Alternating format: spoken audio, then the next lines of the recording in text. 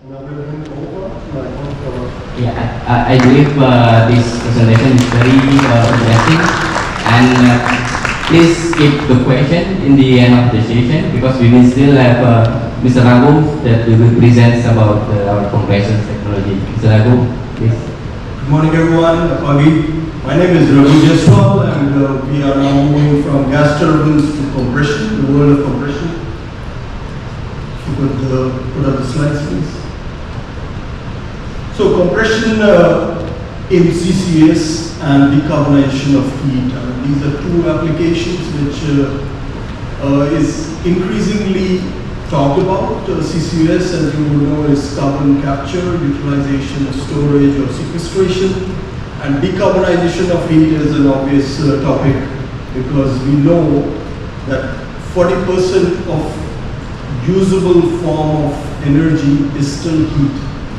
Heat energy is in fact bigger than electricity and aviation fuel and other kinds of fuel. So that's a bit of statistic which tells us how important it is to decarbonize heat. And most of the heat today is being generated, unfortunately, or you could say we have no other choice but to burn mostly hydrocarbons, fossil fuels. And that means a lot of CO2 is being generated. So the two topics are very well intertwined, I would say. Again, compression, of course I represent compression business, but just to emphasize the importance of compression in the energy ecosystem, and especially so in the energy transition, right? We all hearing power to X, that if we have to ever, reduce our dependence on fossil power, then we have to move to renewable power. But renewable power cannot run all the industries, especially petrochemicals, chemicals and all. The form of that power or energy is to be changed, and that's what is covered under the power to X applications. And you could see from this picture that even though the symbols of compression, you could see the reciprocating compressor symbols and centrifugal compressor, they are in black and white in the background, but you find them a lot at every stage. And I will not dwell on it, you will obviously get the slides, but this is what we feel makes compression discussion very important in today's world to achieve the energy transition. A small video, of course, I'm assuming some of you would have had a chance to see. What does it mean to be ahead of time? At Siemens Energy, it means that every second counts. It means we work to ensure time is always on our side, so we can exceed your expectations. But we continue to lead charge towards decarbonization, addressing the needs of today and tomorrow. And working with you, providing compression solutions to optimize your processes, it's innovation and modernization. A new pace of accelerated action and speed by thinking ahead, moving ahead, and staying ahead. We are shaping compression for future generations, and we're building on this momentum. That's why, in this moment, is saying, Siemens Energy is recommitted to staying ahead of time, building world-class operators that achieve ahead of human rights, making an impact on global sustainability efforts, being a trusted leader in the compression market, and we want you by our side every step of the way. Together, we stay ahead.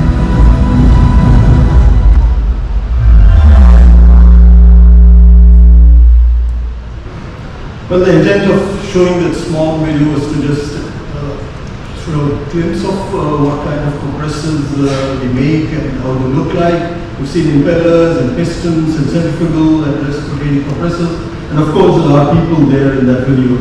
But coming to the topic, the first topic, which is the CCS or carbon capture, utilization, storage, or sequestration. Now, what we'd like this topic to be ideally having a third C in there, and which is compression. And the reason why I say this is when you see this value chain, compression is right in the middle of it. Once the CO2 is captured, conditioned, it cannot move forward without being able to pressurize that captured CO2 and putting into pipeline or storage or further conversion into some synthesis into chemicals. So CCS value chain is clearly representing the importance of compression, and I'm sure you're familiar with several sources of CO2 emission. Right on the left side, every industry, almost every industry, the power plant, through gas turbines, we know exhaust has CO2 with the flue gases, including cement, clinkers, process industries, oil and gas, when the gas is coming out of the well, there is CO2, there is other elements which needs to be separated to get the right calorific value of the gas, which is to be converted into LNG, etc. So there are several sources of CO2 emission or CO2 capture. And similarly, there are several capture technologies already available. As you can see, there could be solvents, there could be mechanical way of separating CO2. It has already been done in the past and happening as we speak. But in the middle of all this is the compressor. Once you have captured the CO2, what do you do with that? You have to change its form by pressurizing it or taking it to a storage reservoir, which could be undersea or underground, or we try to do the power to X mechanism and do synthesis with the captured CO2 to make e-fuels, to give it a usable commercial form, which can be a replacement for fossil-based product as we consume today. Again, there are several stages of this capture. It could be pre-combustion, it could be post-combustion, as we are very familiar when we talk about power plants. It's mostly post-combustion, when the gas has been burned and the flue gas is being released. That's where we see large amine towers which are capturing those CO2 and disposing it or storing it as we or the industry could manage. Then there is a very interesting application developing, which is the last one on this slide on the box there, is DAC, which is direct air capture. Because we know a lot of emission is in the air. Most of the airlines are emitting their CO2 in the air, the burning of the aviation fuel. Now who is going to capture that? And how do we bring that from the air into a controllable environment where we can say that, okay, this much CO2 has been removed from the atmosphere. And it's not just the aviation fuel, but even the biogenic CO2 released by sheer forests, right? The wood burning or the decomposition of wood in the massive forest. Now that's also adding CO2, which of course is essential for life. I mean, don't get me wrong that we remove all the CO2 from the universe and not exist. But that biogenic creation of CO2, if we remove from the air, it is actually achieving negative CO2 footprint. Not just net zero, which is a very familiar term we are all talking about, but negative CO2 footprint. So it has its very high significance. And again, how do we capture the CO2 from the air? It is through the help of compression. Again, several technologies, I won't dwell on it because time will not permit, but this is what the post-combustion CO2 process would look like if we were using amine towers or what you call an absorption technique. And the idea of showing this picture is the use of compressor at several stages. And now you're seeing the multiple use of compressor in this schematic. It's not just for compressing the gas from pressure A to pressure B, which is of course going to be higher. Also recovering heat from this heat of compression and putting it back into the carbon capture application. Now that is very important because this system of carbon capture requires a lot of steam. Steam would mean a lot of heat requirement. Now, if on one side we are capturing CO2, but to get the steam, we are burning something to generate that steam, then it's counterproductive. So this is where compression comes into picture, and we can generate decarbonized heat. Quick picture of the three types of compressors, but this is not a product presentation. We can always take an opportunity with you to go deeper into our products, but from left to right, you will see reciprocating compressors, single shaft centrifugal compressors, and the last one is integrated gear compressor. So both the positive displacement compressors and the kinetic compression is available in our portfolio, and we apply this compression basis application. And you could see in this map, the graph shows that high volumes require centrifugal compressors, smaller volumes and high pressure requires reciprocating. But again, it's a very deep topic. One can spend a few years into this product to understand and share, but happy to get into this details once you read this from us. A little comparison we make, always we do a compression screening for any of your CCS application.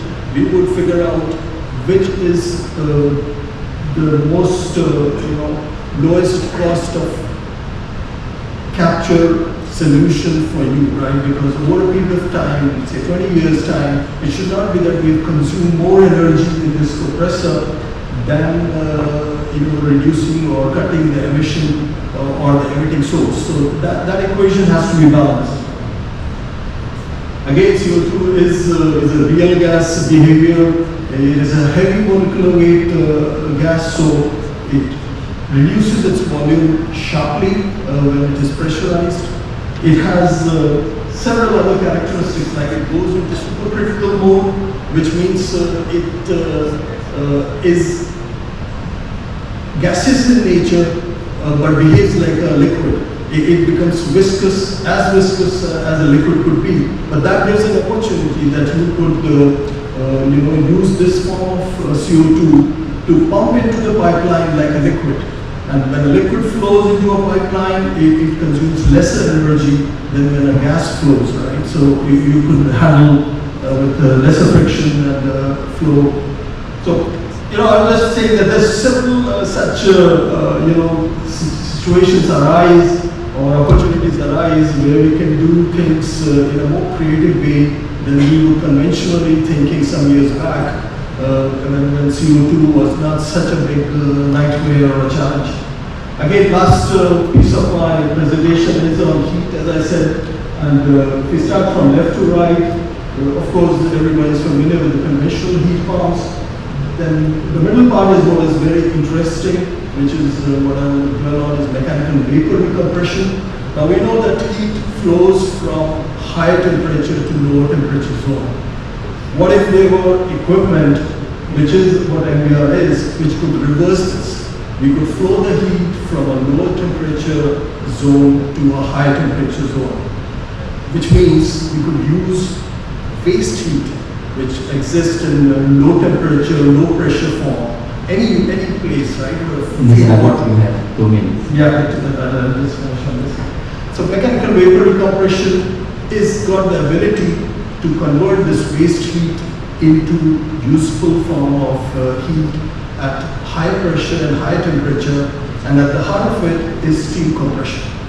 So Siemens Energy has steam compression, and therefore we can design this system to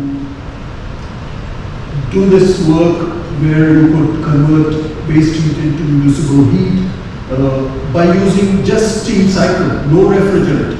In a heat pump you will have a refrigerant, but in an MVR no refrigerant is required, just a steam cycle. And last piece is the turbo heater, which I'll have a slide on it at the end of it. Again, these are more into the details, but not getting there. The enthalpy cycle, again, a little bit of detail in it, but it's very obvious what's happening and what the role of compression in this conversion process of low quality wastewater into high quality steam, as high as 60 bar, as high as 300 degrees centigrade, which suddenly becomes very useful for process application. My last slide is our you could say latest innovation in turbo machine. This looks like a compressor or a gas turbine, but it is not. It is neither compressing nor producing power. What it is doing is that it's a turbo machine which imparts supersonic velocity to incoming fluid, which could be gaseous or which could be liquid. And with this, we drop that supersonic high velocity of that fluid to subsonic in an instantaneous moment, generates a lot of heat and temperatures as high as 700 to 1000. Now this temperature coincides with what we find in many furnaces, including cracking in petrochemicals, as you will be familiar with. And therefore, this turbo machine, which doesn't burn anything, can be seen or applied as a replacement for furnace, which are burning a lot of hydrocarbons and fossils and generating heat. So I finished there. Thank you for your patience. Thank you, Mr. Raghuv. So, we will continue with Mr. Kwan Chun with the flat gas